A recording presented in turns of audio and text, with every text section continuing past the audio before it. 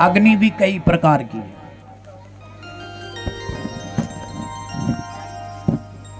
एक तो है यज्ञ अग्नि। यज्ञ की अग्नि सबसे पवित्र मानी गई है। एक है चिताग्नि। चिताग्नि को अपवित्र माना गया है। एक है जठर अग्नि, पेट वाली, और एक है दावाग्नि। आइए समझें दावाग्नि क्या है। इत्थं स्वजनवे क्लव्यम निरीक्षा जगदीश्वर तमेनग्न पिबत्रीव ग्वमनन्तो नवान् दृपः। और ये दावाग्नि कब लगती है? जंगल में। सुन लो, जैसे ये हवा हो रही है ना, तो हवा होकर के बांस का जंगल था, और वो बांस का जंगल वो जो बांस का जंगल है, उस जंगल में जो बांस थे वो आपस में ऐसे टकरते हैं।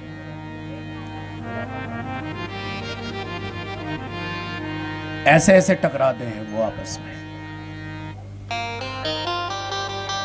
और जब वो बांस टकराते हैं तो क्या होता है, फिर उन बांसों की टकराने से अग्नि प्रकट होती है। और अरणी में भी उसी बांस का प्रयोग किया जाता है।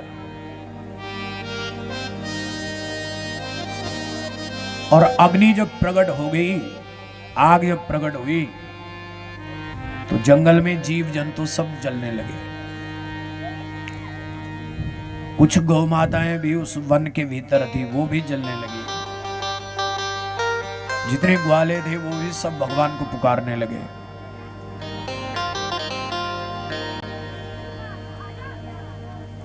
और यहां उवाह कृष्णो भगवान श्रीदामान पराजितः वृषभ भद्रसेनस्तु प्रलम्बो रोहिणी शुकम।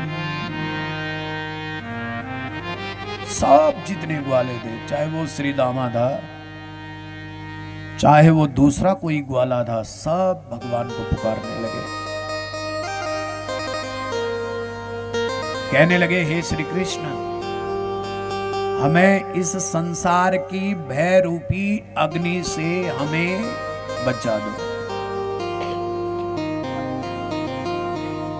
और तब भगवान श्री कृष्ण उस वन के भीतर गए, और भगवान ने सारी अग्नि अपनी ओर खींची, और सारी अग्नि का पान कर दिया, अपने पेट में डाल दी सारी अग्नि, और सब ग्वाल वालों की रक्षा हो गई।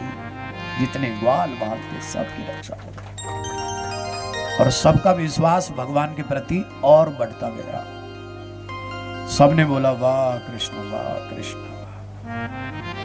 दावाग्नि का भगवान ने पान किया, और इसके बाद शरद ऋतु आई।